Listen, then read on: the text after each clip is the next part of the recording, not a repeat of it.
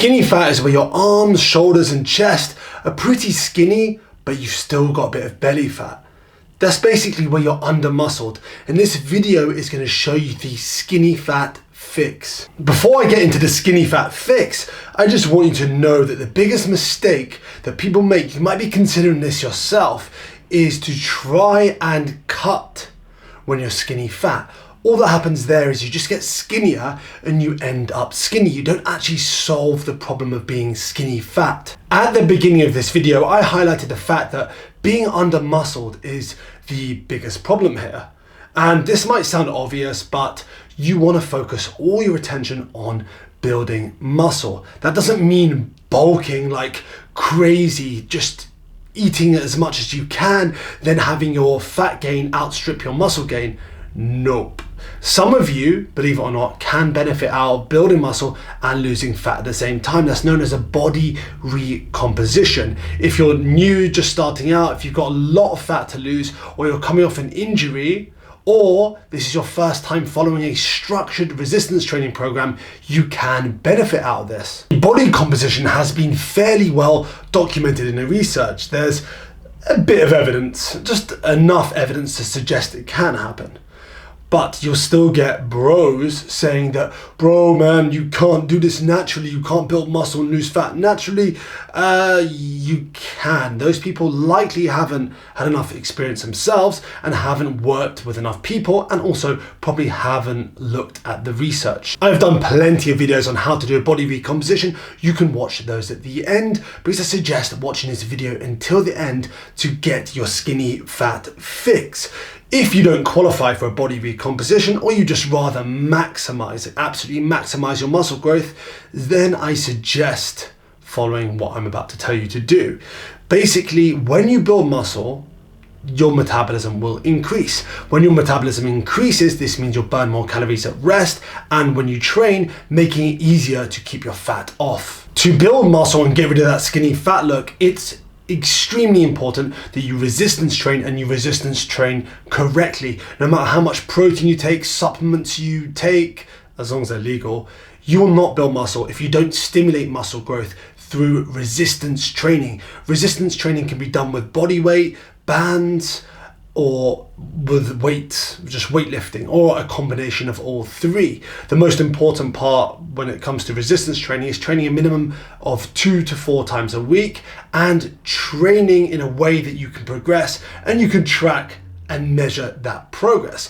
That is why, in my view, weightlifting has a slight advantage. You can obviously still get great results doing body weight and bands, but it's easier to quantify the weights you lift and quantify the increases. With your resistance training program, you should be focusing on getting stronger. That's adding weight, adding reps, or doing a combination of both every 1 to 2 weeks on average. And when it comes to intensity, you need to make sure you're training intense enough to grow. That is a 7 to 8 RPE, that's rate of perceived exertion, or a 7 to 8 out of 10 in terms of intensity, 10 being where you don't have any more reps left. This is why I prefer using RIR, reps in reserve, and this is a measure that's similar but in reverse. So I suggest doing 2 to 3 reps in reserve. That's basically stopping the set when you've just got a maximum of 2 to 3 reps left. That's how intense you should be training. With the research on volume, there's a lot of back and forth, but there's a general agreement that between 12 and 18 hard sets per muscle group per week is what's required to maximize muscle growth. Listen to what I'm saying, maximize muscle growth. Some people may need more, some people may, and that's on average even, some people may need less. But when you're starting out, you definitely need less, and you can actually work up to that rather than going straight in with 12 sets and finding out that it's not sustainable for you to continue to do. And when it comes to your exercise selection, 70 to 80% of your exercises should be compound lifts. That's lifts that work multiple muscle groups.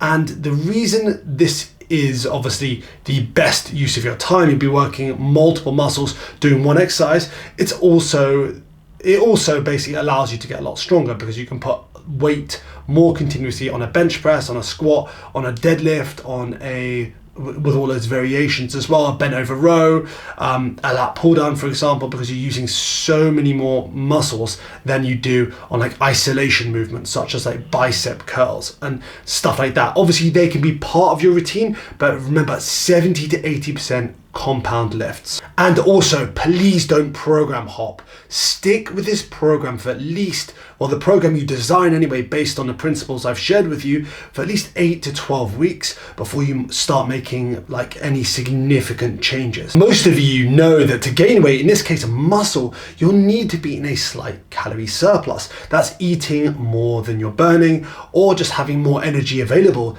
than you're burning.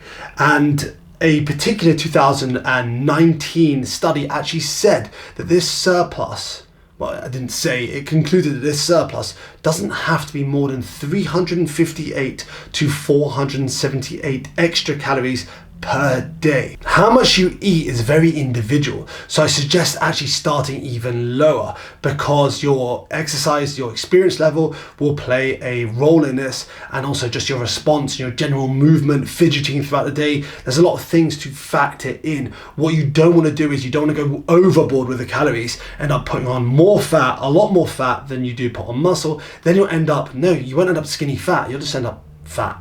Just period. So you want to be doing it slowly. What I suggest is, if you've got an experience level of, let's say, 1 to 3 years following a structured resistance training program, or even under, I suggest a 10% calorie surplus to start with. If you've got 3 to 5 years, so you're the intermediate of like following a structured program, I suggest doing like a 5% calorie surplus. You can obviously play with that accordingly. Watch your weight, watch how much you gain. If you're gaining too much fat, you can slightly pull that back. If you want something more practical, you can say start with a 200 calorie increase above maintenance. You can work out your maintenance by either using a calculator online or doing your body weight in pounds times by 15. Then say, for example, you get to 2000 calories as your maintenance, then you can just add, well, that is 10% anyway, 200 is 10%, but just add 200, see how your body responds, see how your body changes. If you hit a plateau, you stop like progressing, stop getting stronger, then you can add a slight bit more, but just monitor your fat levels. Remember what I said, your metabolism will increase over time, so that will help you burn more fat at rest. It's small increases, but over time that will compound the more muscle you put on. So you'll notice it's easier to keep the fat off when you actually focus on building muscle. Also, when you've got broader shoulders and you've got bigger arms and a bigger chest, your waist is going to look smaller as well. So that's another bonus really. So calories obviously being the most important thing with nutrition. Second to that being protein. You have to get enough protein to support muscle growth and repair, and I recommend 0.8 to 1 gram per pound of your body weight. That should be anywhere in that range, or even slightly less, should be fine to support that muscle growth, support that muscle recovery.